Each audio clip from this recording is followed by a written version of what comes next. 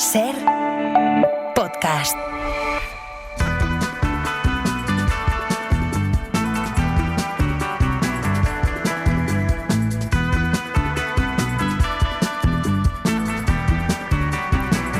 Saben que en estos meses de verano, los lunes, nos dejamos acompañar por un grupo de futbolistas malditos que nos acerca Toni Padilla. Viajamos en el tiempo y en el espacio para conocer la vida de un grupo de deportistas que forjaron una leyenda por su vida fuera del terreno de juego y luego, claro, por sus goles. Y esta semana, hola Toni, buenos días. Buenos días. ¿Cómo estás? Muy bien. Vamos a explorar, si te parece, la vida de uno de los futbolistas más misteriosos y especiales. Decíamos antes a las 10 cuando hacíamos el cebo del magazine.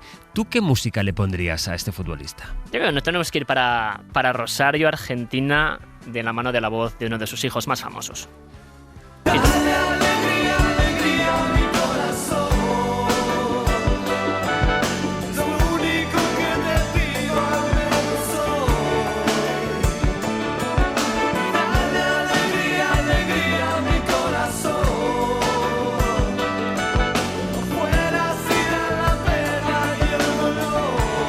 Pues el fútbol vendría a ser esto que canta Fito, dar alegría al corazón. Rosario es la tierra de Messi, de Bilardo, de Menotti, de Di María, de Mascherano, una tierra bendita de talento, aunque nuestro futbolista maldito de hoy es otro. Es ese que no triunfó en los campos, sí en los corazones, ese del que hay cierta leyenda, del que todo el mundo ha oído hablar, pero nadie hemos visto, el Trinche Karlovic. Toni, ¿quién era el Trinche?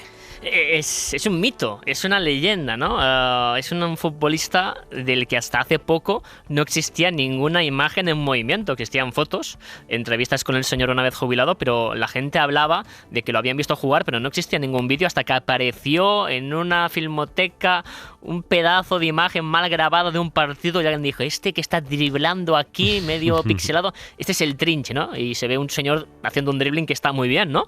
Pero lo impactante de este señor es que cuando tú hablas con jugadores que han sido profesionales y campeones del mundo y que jugaron contra él o con él, te dicen que por talento estaba a la altura de los grandes. Y cuando dicen los grandes, estamos hablando de nombres como Maradona o como Messi. Pero decir eso no es exagerar un poco. Sí, seguramente es exagerar. Esa es la gracia del Trinche, ¿no? Que en una época que estamos hiperconectados, en que en un segundo podemos ver partidos que se juegan en todos los sitios y paramos las imágenes en super slow motion y con toda la calidad, que aún en la segunda mitad del siglo XX haya nacido la leyenda de un futbolista en que todo lo que sabemos de él es por vía oral, tiene algo casi como de mágico, ¿no? Nos conecta con las leyendas populares, con el nacimiento de los mitos en Grecia, con los pueblos donde la gente contaba las cosas, ¿no? Y esa es la gracia del Trinche, ¿no? Que es un futbolista que todo lo que sabemos de él es por vía oral, porque él, de forma, sorprendente, eligió que su sitio eran los campos modestos y no los grandes. Poco como la Ilíada, pero en la historia del fútbol, ¿no? El mito oral. Vamos a ir al inicio. Toca presentar al Trinche, a Tomás Felipe Karlovic, su nombre, con un apellido de origen croata, criado en el barrio de Belgrano, siendo el último de 7 hermanos. Su padre se llamaba Mario, era un plomero, una familia humilde. Y el niño, como otros, quería ser, Toni, futbolista, claro. Claro, Rosario, tierra bendita en esto del fútbol. Hay 2 grandes clubes, la gente lo sabe seguramente, Rosario Central y Newell's Old Boys. Ahí hay una frontera, no física, pero una frontera emocional, tú tienes que tomar partido y muy poca gente puede caminar por el medio. El Trinche caminaba por el medio porque pese a que probó en las categorías inferiores de Rosario Central y llegó a debutar, jugó 2 partidos amistosos, no se quedó porque el entrenador era muy moderno, era muy severo, quería disciplina, quería que los jugadores se entrenaran pues siguiendo unos métodos. Y el Trinche era un alma libre, un verso libre, por tanto eligió marchar de Rosario Central y acabó jugando pues en clubes más modestos. Eso le permitió ser siempre bienvenido en los 2 lados de la ciudad, tanto en la gente de Newell's como en la gente de Rosario Central. Y podríamos decir que esta capacidad de unión fue precisamente porque, como nos cuenta el mismo Mario Alberto Kempes, campeón del mundo en el 78 y mito en muchos clubes como el Valencia, según él, la magia del Trinche es que era muy vago. Realmente jugaba muy bien, lo que pasa creo que, no sé si decirte la palabra vagancia a la hora de entrenar, hizo de que quizás no llegara a lo más lejos que puede llegar un jugador, porque me dijeron que era muy vago para entrenar, y quien mejor lo conocía era el Loco Killer, pero que si él se hubiese dedicado como profesional, digamos así, como dice la palabra, a ser ese jugador de fútbol que fue, pero a otro nivel, yo creo que hubiese, bueno, yo no sé si jugaba tanto como Maradona o podía haber hecho tantas cosas como Diego, pero que iba a hacer ruido, eso poner en la firma. Es uno de los casos más interesantes el que tenemos hoy por esta leyenda, este boca a boca que antes decía Tony, la del Trinche. Y es curioso porque esto que está comentando aquí, nada más y nada menos que Mario Alberto Kempes, la falta de disciplina o, bueno, el desinterés, digamos, como profesión, nos estamos encontrando que es como un denominador común en nuestra lista de jugadores malditos este verano. La magia del Trinche, por tanto, sería fue contracultural, digamos, porque hablamos de un jugador que todos los profesionales que lo vieron decían que verlo jugar era maravilloso, pero a diferencia de otros jugadores malditos, no llegó a ganar muchas cosas, casi podríamos decir, Tony, que por pereza. Sí, y casi que me sentía mal con algunos de los futbolistas malditos que hemos hecho este verano, porque muchos de ellos ganaron muchas cosas, pero también se destruyeron con una parte muy oscura por culpa del alcohol, en ocasiones la violencia, no supieron controlar su vida. Y por eso quería poner un poquito de luz, porque creo que el Trinche es luz, porque el Trinche no tenía problemas con el alcohol, no era una persona violenta, simplemente le gustaba dormir, le gustaba vivir relajado y conseguía no depender del dinero. No tenía una obsesión en ni ser famoso, no tenía una obsesión en ganar mucho dinero, no tenía una obsesión en estar rodeado de modelos, y eso hacía que fuese un muy buen tipo que no le gustaba entrenar, que no le gustaba la disciplina, pero que cuando se ponía la camiseta y entraba en un terreno de juego, como lo contaba él mismo en una de las entrevistas que dio, él quería ganar y sobre todo quería la pelota. La pelota para mí fue todo, ¿viste? Y la quería tener siempre yo, no se la prestaba a nadie. No la quería que nadie la toque, ¿viste? En el potrero aprendes muchas cosas, que en la actualidad los chicos no la aprenden, porque ya no hay más potrero, ¿viste? Aprendes a poner la mano, a poner el cuerpo, hasta pelearte si querés, ¿viste? Se peleaban de mucho también.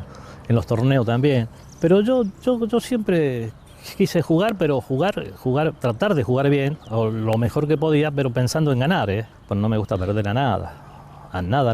Ganador en el sentido que entraba a la cancha a matarme para ganar. Expliquemos bien este concepto que él utiliza aquí, Tony, lo del potrero, porque es muy importante para entender el fútbol de Argentina. Sí. Mucha gente lo conoce, pero en caso de que no sea así, el potrero básicamente sería un campo de fútbol improvisado, un descampado sin césped, pues pueden haber piedras, puede ser una calle, puede ser un campo cerca de una población, donde el hecho de que no sea un terreno de juego estable, que puedan haber por el medio piedras y un agujero y una botella, hace que el futbolista, el chico, el niño que juega ahí, aprenda a ser muy técnico, muy competitivo. Entonces siempre se ha dicho que parte de la identidad del fútbol argentino viene del potrero, y que en esta época moderna los niños ya no aprenden a jugar en el potrero, sino que ya con 8 años os ponen un campo de césped artificial con entrenadores que lo controlan todo, y que se ha perdido esta figura del potrero que tanto le gustaba al Trinche. El fútbol de calle, ¿no? Y decimos muchas veces eso, que a veces la academia se ha ido llevando. Desde luego pues se juega un fútbol que es muy distinto, más profesional, pero que ha perdido esa cosa que se aprendía en la calle. Y es verdad que la figura del Trinche es conocida y su leyenda es un tema pues recurrente en las conversaciones de fútbol, pero quizá muchas personas que no sepan tanto del deporte o que no se hayan interesado por esta historia no lo conozcan, porque prácticamente hay que decir que no jugó en primera. No, él sobre todo la mayor parte de su carrera la juega en un equipo llamado Central Córdoba, de Rosario, de su ciudad, donde llega en 1972 cuando no ha encontrado sitio en Rosario Central, y en este equipo lo que consigue sobre todo es un ascenso de tercera a segunda, de primera C a primera B, como se dice en Argentina, y estuvo jugando en segunda división muchos años. En momentos puntuales, empresarios, otros entrenadores, otros clubes lo intentaban pues llevar a clubes de ciudades como Mendoza o Santa Fe. Tuvo algunas aventuras, pero siempre acababa volviendo a este club que amó tanto, Central Córdoba, que es un club ahora de tercera división, que si vas a su campo está lleno de murales dedicados al Trinche. Estamos hablando de un jugador muy famoso, muy idolatrado, cuando en primera división solamente jugó un partido. Y la pregunta, Tony, entonces es, si es un jugador que apenas jugó en primer nivel, si es un jugador del que no había imágenes, del que después ya aparecieron aquellas imágenes, ¿por qué esta leyenda? ¿Por qué tanta gente en el fútbol argentino y luego incluso también aquí en España, todo el mundo hablaba del Trinche? Si esto fuese mitología griega, ¿no? Tendríamos que ir a buscar pues la batalla, ¿no? El momento puntual de la guerra de Troya en que nace el mito del Trinche, ¿no? Y esto sería en verano de 1974. La selección argentina de fútbol se está preparando para cruzar el charco, venir para Europa, para jugar el Mundial que se hacía en Alemania, y se montó un amistoso de preparación con los mejores jugadores de equipos de Rosario, contra la selección argentina. Había algunos jugadores de rosarinos jugando con la selección argentina, pero lo que se hizo es los mejores jugadores de Rosario que no estaban convocados para testear a los internacionales. Pillaron a 5 jugadores de Rosario Central, 5 jugadores de Newell's y el número 11, el Trinche, que estaba jugando en segunda con su Central Córdoba. Y al descanso, la selección de Rosario iba goleando a Argentina por 3-0, con un baile espectacular. El Trinche era imparable y se cuenta, dice la leyenda, que el seleccionador argentino entró al descanso, a la caseta, al vestuario de los entrenadores rosarinos y dijo: oiga, es casi una cuestión nacional, somos la selección argentina, estamos perdiendo, quiten al Trinche porque este señor nos está bailando y vamos a llegar bajos de moral al Mundial que no lo fue muy bien a Argentina, por cierto.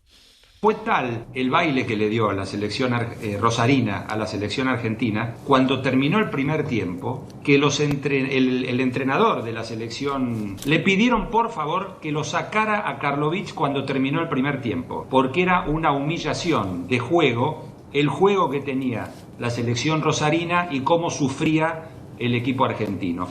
Karlovic salió, jugó un partido fenomenal, la selección rosarina le ganó 3-1 a la selección argentina y después la Argentina, con los grandes jugadores que tuvo, hizo una muy floja campaña en el Mundial de Alemania, ganó un partido de 6. Como lo contaba el periodista Alejandro Fabri, por tanto, organizan un partido para la preparación de la selección argentina de cara al Mundial de Alemania. El Trinche juega en el equipo rival, formado por jugadores de Rosario, y la selección nacional termina saliendo goleada. Así que ese partido supongo que es el que le abrió al Trinche muchas puertas. Correcto, y empezó a recibir ofertas para ir a jugar a Primera División. Él aceptó solamente la de Colón de Santa Fe porque no quedaba muy lejos de Rosario, no quiso ir a jugar a Buenos Aires. Se va a Colón, en el primer partido se lesiona y ya empieza a tener problemas con el entrenador, que le dice que se tiene que cuidar, que tiene que cuidar la masa muscular. Y no jugó más partidos, o sea, jugó solamente un partido en Primera División con Colón de Santa Fe y la gente pues se enfadó en ese club diciendo que el estilo de vida que tenía el Trinche pues no era el de un profesional, como lo cuenta el mismo Kempes. Él lo tomaba como un hobby, como algo que él sabía que lo hacía muy bien, pero que a lo mejor no respetaba las reglas del profesionalismo, que él era campechano, de un equipo a lo mejor pequeño que se sentía cómodo, esa obligación que puede tener un profesional de cuidarse, de levantarse temprano, de ir a entrenar, y todas esas cosas a lo mejor no le iban. Él se sentía muy a gusto así, y cada uno lo tiene que aceptar y tal y como era. Lastimosamente se pierde, como se pierde mucho por el camino, grandes jugadores. Sí, la leyenda no paró de crecer, en parte porque algunas de las personas que lo vieron jugar, pues por ejemplo era un tal Marcelo Bielsa, rosarino, que contaba en esas charlas de cafés y de fútbol que había un genio mal olvidado que era el Trinche, y se empieza a generar esta leyenda oral en que hay un momento clave, y eso es muy bonito, que incluso para muchos argentinos el momento en que redescubren la figura del Trinche es cuando hace unos 15 años los compañeros de Canal Plus de Informe Robinson decidieron que querían poner luz a toda la historia, viajan a Rosario y hicieron un documental maravilloso. Pero ¿cómo no seguir esta historia? La historia de un futbolista del que llegaron a decir que era tan bueno como Maradona, comparaban con Messi, del que no había imágenes, era una leyenda, claro que había que seguir la historia y eso efectivamente fue a sustanciarse en ese Informe Robinson, donde representantes de la provincia de Santa Fe como Valdano, Darío Grandinetti, alababan la figura del Trinche Karlovic, pero también referentes del fútbol argentino, por ejemplo, José Peckerman, César Luis Menotti. Su leyenda es un lugar común en Rosario, en toda la provincia de Santa Fe. Forma parte de la iconografía de la ciudad. Bueno, a mí me emocionó verlo a Karlovic, tengo un recuerdo imborrable. Parecía que la pelota lo llevaba a Karlovic. Sí, una pelota inteligente que disfruta de hacer las cosas artística y arrastra atrás a un futbolista. Y esos jugadores líricos, esos jugadores que hoy no lo encuentran. Un poeta que, bueno, estaba cómodo jugando en ese segundo nivel, aunque casi lo más representativo de lo que supuso el Trinche para los rosarinos es lo que cuentan los rosarinos. Lo que hace Messi, lo que hizo Redondo, lo que hizo Maradona, él lo hacía, lo tenía instalado. Tenía habilidad con las zurdas, parar, hacer un buen caño. La jugada que hacía él, maravillosa. Y salió con un movimiento y un taco pasando la pelota por arriba de los 3 rivales que, bueno. Es mejor que Diego Maradona, sin duda. ¿Cómo calzaba la pelota con el empeine? Taco, caño, todo. Los goles de volea que ha hecho. Es distinto a los demás. No, como él no hay. que un argentino diga era mejor que Maradona, sin duda, lo que tuvo que ser eso. Hablamos de un jugador muy famoso en ese país, todo el mundo considera que pudo triunfar a primer nivel, que sin embargo no quiso, una especie de genio perdido. Sí, Maradona, por cierto, lo quiso conocer al Trinche, cuando el Trinche ya no jugaba, pero lo quiso conocer. O sea, en ese sentido fue muy humilde Maradona para conocer ese hombre del que se decían tantas leyendas muy curiosas, ¿no? Menotti, por ejemplo, contaba una de que hay un día que le tienen que hacer una prueba para volver a primera división, arreglando un partido amistoso, el Trinche no aparece y cuando le preguntan por qué no apareció, él dice, no, es que estaba pescando en el río y han crecido las aguas y me he distraído, ¿no? O de un partido con su equipo en que llega tarde un balón, pone la pierna, hace una falta dura, el árbitro lo expulsa y como estaba jugando también, la gente empieza a buchear al colegiado diciendo no nos quites al Trinche porque si no nos vamos. O sea, y el árbitro pues dice, bueno, venga, te quito la roja, te pongo una amarilla porque cierto es que al final sin ti no hay partido, ¿no? O sea, esas leyendas, Sí. o sea, hay tantas leyendas que como escuchamos en este documento, yo creo que en Argentina a veces, o en Uruguay, o en Sudamérica consiguen a veces que el fútbol sea mejor hablado que jugado, porque tú escuchas cómo hablan del Trinche que ya te enamoras de él y no vamos a poder verlo nunca jugar porque pese a que dio entrevistas de veterano, él era muy modesto y siempre se quitaba importancia. Forma parte de la leyenda, ¿no? Y de que se haya construido este mito. Cuéntame cómo acaba la historia del Trinche, Toni. Acaba mal. El año 2020 si tú ibas a Rosario y te lo encontrabas cerca del campo de Central Córdoba siempre con una bicicleta, una persona muy modesta y se ve bueno, pues que un día hay un chico joven en una situación pues de precariedad le intentó robar la bicicleta y un forcejeo, sin más, no hay ni armas, es un forcejeo por la bicicleta y el Trinche cae, ya tenía 60 años, se da un golpe en la cabeza y después de unos días pues en el hospital pues falleció.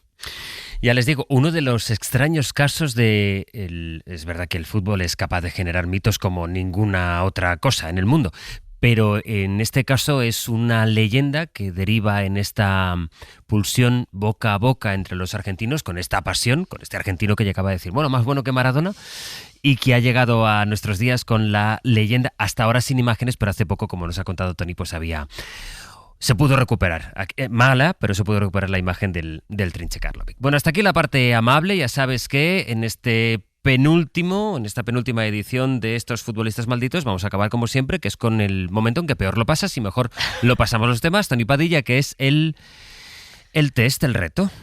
La tortura. La tortura. Insistimos en que tú no tienes ni idea a lo que te vamos a someter. No. Vamos a por ello. Bueno, la semana pasada te jugaste el tipo eligiendo al mejor entrenador polémico. Sí. Os parecía muy fácil que te tuvieras que quedar solo con una opción, así que hoy no vas a tener que elegir a una sola persona. Vas a tener que elegir a dos. ¿Dos? Sí. Pone aquí Iñaki que es más fácil de lo que parece, a mí no me lo parece. Hoy tienes que elegir a la mejor pareja en el mundo del fútbol. Vale. La mejor pareja... no sentimental. Sí, bueno. La mejor pareja, ya sabes que esto no necesita definiciones. La mejor pareja en el mundo del fútbol. Vale, perfecto. Vamos a ello. Empezamos. ¿Los gemelos Derrick de Oliver y Benji o los hermanos Williams? ¡Wow, qué difícil! Mira, es que me voy a quedar con los hermanos Derrick porque es mi infancia. Vale, los hermanos Derrick... La catapulta infernal. La catapulta infernal, sí señor. Los hermanos Derrick o Son y Harry Kane. Los hermanos Derrick. Los hermanos Derrick, de dibujos animados, o Ruud Gullit y Marco Van Basten. Uy, los amos Gullit y Van Basten. Vale. Gullit y Van Basten o Bergkamp y Thierry Henry. Bergkamp y Henry. Bergkamp y Henry o Cristiano y Benzema. Cristiano y Benzema. Bueno, hoy te estoy convenciendo en todas. Sí. Cristiano y Benzema. Buah, es que claro. O Paolo Maldini y Franco Baresi. Paolo Maldini y Franco Baresi. Es que te estaba viendo venir. Una veleta. Maldini y Baresi o Pelé y Garrincha. Pelé y Garrincha. A ver esta. Pelé y Garrincha o Leo Messi y Luis Suárez. ¡Buah! Pelé y Garrincha. Yo también hubiera dicho Pelé y Garrincha. No por Messi, sino por la pareja de Messi. Pero bueno. Lo siento por Suárez, pero... Pelé y Garrincha o Toni Kroos y Luka Modric. Pelé y Garrincha. Bueno, vamos a la final. Pelé y Garrincha o Xavi y Iniesta. Dios mío. Ay. Te entiendo, pero te quedan 10 segundos. Vale, hay que mojarse. Pelé y Garrincha O Xavi e Iniesta. Pele Garrincha. ¿De verdad? Sí. Tony Padilla, hasta el lunes que viene. Hasta el lunes que viene. Un abrazo fuerte. Chao. Adiós.